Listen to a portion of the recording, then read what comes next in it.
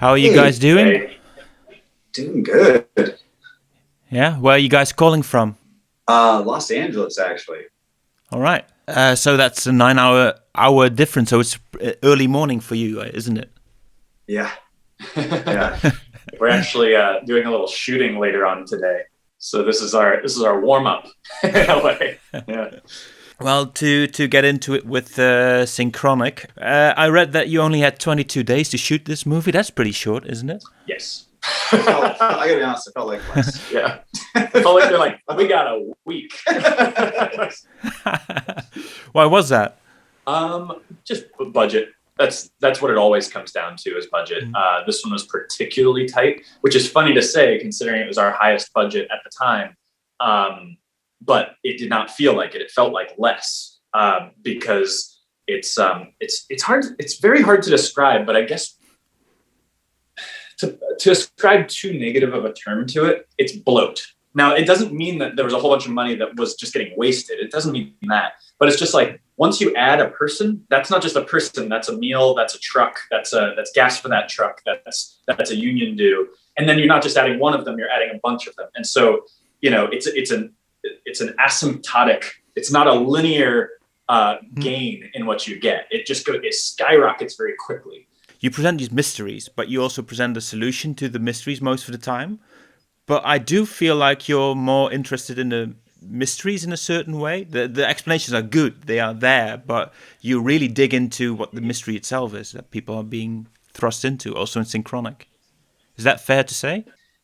Yeah, I think so. Yeah, for sure. I mean, in a fundamental way, I don't think we've ever made a movie that doesn't have a mystery in it, oddly enough, and B, I don't think we've ever made a movie where the mystery was solved in the first 10, 15 minutes, and then it became about how that revelation affected the world. Mm-hmm. It's always like, oh no, following the mystery for as long as you can, pulling back the layers on it, as opposed to a more traditional idea. Like if we had made Jurassic Park, it might be like 90 minutes about figuring out how these things came to be, and then it would be like the last 10, 15 minutes.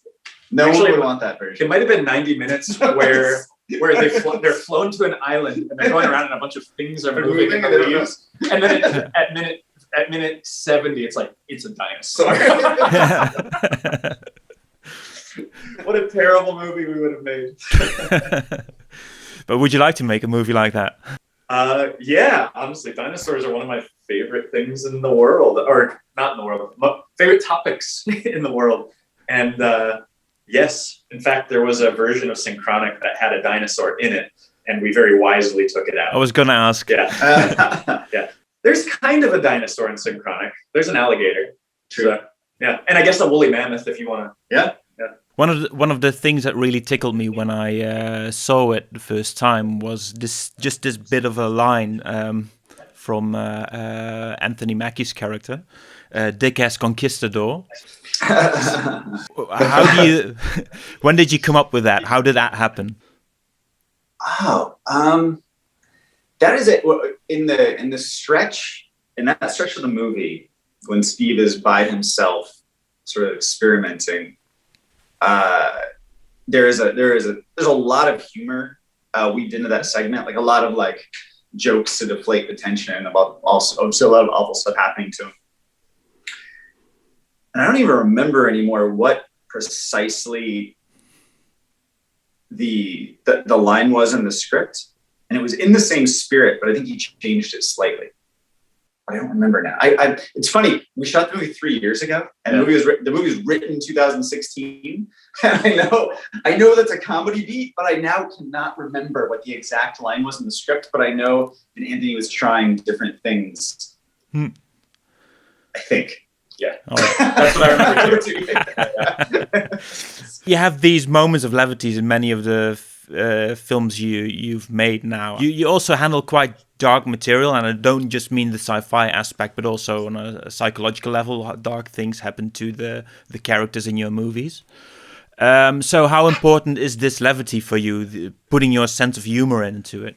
Man, that's first off, just thanks for recognizing it as that instead of cheeseball jokes. They're of ultimate importance. I remember even during our introductions to our first film, Resolution,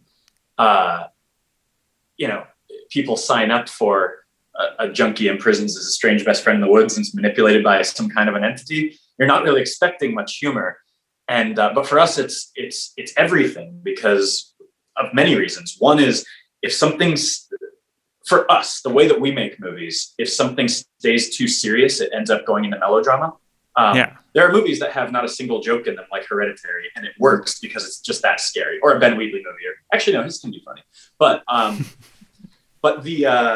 but for us is we feel like we need to deflate those things because the next step for us is going to be melodrama.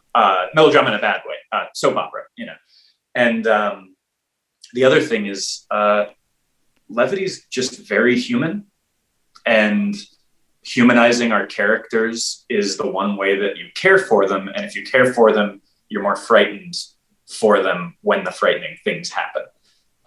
So a frightening situation plus an everyman character isn't quite as frightening as a frightening situation plus a character you really, really know and care about. So The Hollywood Reporter has labeled you guys as indie auteurs. Do you enjoy that label? Oh man, didn't even realize it. I mean, I suppose that's better than company men. or like like they are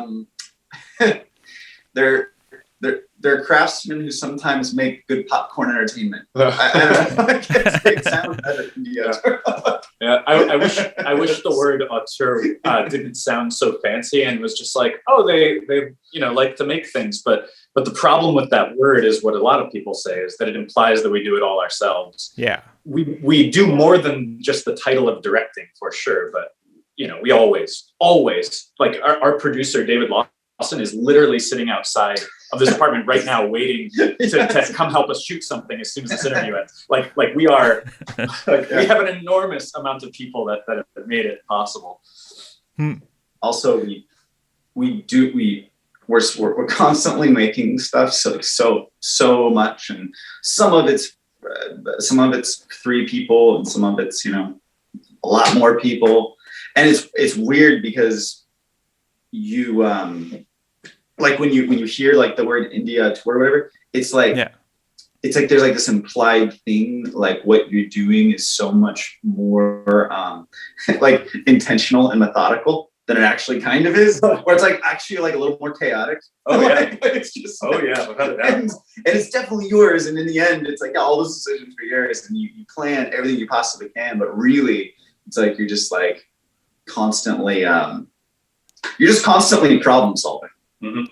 And that's what filmmaking is, right? I think my time is up, so I would like to very much thank you for this time, letting me ask you questions. Oh, thank you. Thank you.